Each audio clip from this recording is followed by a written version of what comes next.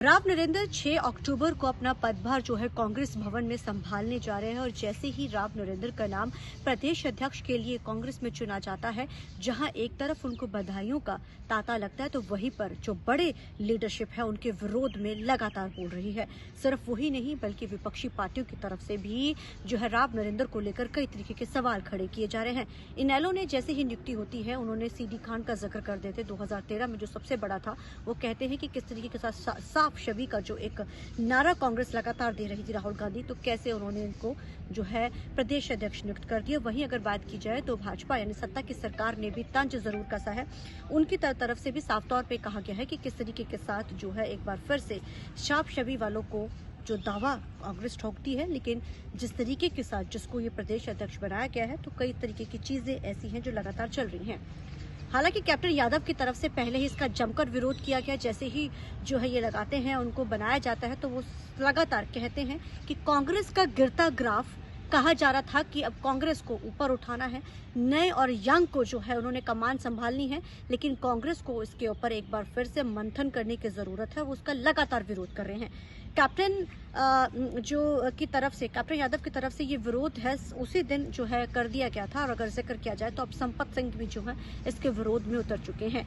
खबरें तो ये भी है कि जिस तरीके से साथ कैप्टन यादव चाहते थे कि उनका बेटा जो है चरण चिरजीवी को वो सीट चाहते थे, ठीक उस ही तरह जो है संपत सिंह भी चाहते थे कि उनके बेटे को प्रदेश अध्यक्ष लगाया जाए। संपत सिंह हालांकि देवीलाल की जब वो रैली में पहुंचते हैं रोहतक तो वहां पर भी वो जमकर गरजते हैं, लेकिन एक बार फिर से उन्होंने विरोध जरूर जताया है और उन्होंने अपने एक्स हैंडल पर साफ लिखते हुए कहा है कि ये गलत नियुक्ति है, इस तरीके की नियुक्ति नहीं होनी चाहिए थे।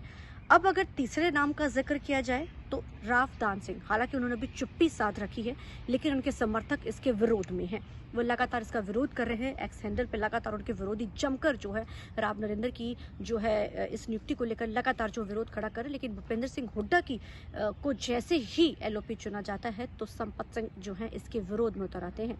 ये सभी बड़े और कदभार लीडर रहे हैं, लगातार पहले भी विरोध करते रहे हैं। अब हुड्डा की नियुक्ति को लेकर भी लगातार सवाल जो है खड़े किए जा रहे हैं। और संपत सिंह ने तो ये तक कह दिया अपने एक्स हैंडल पे कि जहां एक तरफ एक परिवार का दबदबे का जिक्र होता आया तो फिर से बाप बेटे की जोड़ी को फिर से ये कमान दे दी गई है। उन्होंने इस तरीके का तंज किया कि कुमारी शैलजा सुरजेवाला एक बार फिर से साइडलाइन कर दिए गए हैं। अब ऐसे में बेशक राव नरेंद्र को प्रदेश अध्यक्ष लगा दिया गया, भूपेंद्र सिंह हुड्डा को तकरीबन 1 माह तक इंतजार के बाद उनको एलओपी नियुक्त किया गया, लेकिन विरोध होना अब जो है पार्टी में वो शुरू हो चुका है। लगातार जमकर इसका विरोध हो रहा है। बड़े कदभार लीडर इस चीज का विरोध कर रहे हैं। एक्स हैंडल पर इसका विरोध जो लगातार जता रहे हैं।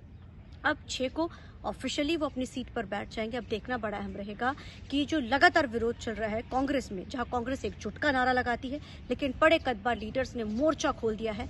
अब आने वाले दिनों में किस तरीके के साथ एक बड़ी चुनौती भूपेंद्र सिंह हुड्डा राव नरेंद्र के लिए रहने वाली है, किस तरीके के साथ इस चुनौती से वो निपटते हैं, कैसे एकजुट होकर कांग्रेस को एक मंच पर लेकर आते हैं, ये देखना बड़ा अहम रहेगा। कैमरामैन अलजिंदर के साथ चंडीगढ़ से TV9 के लिए अमनप्रीत कौर।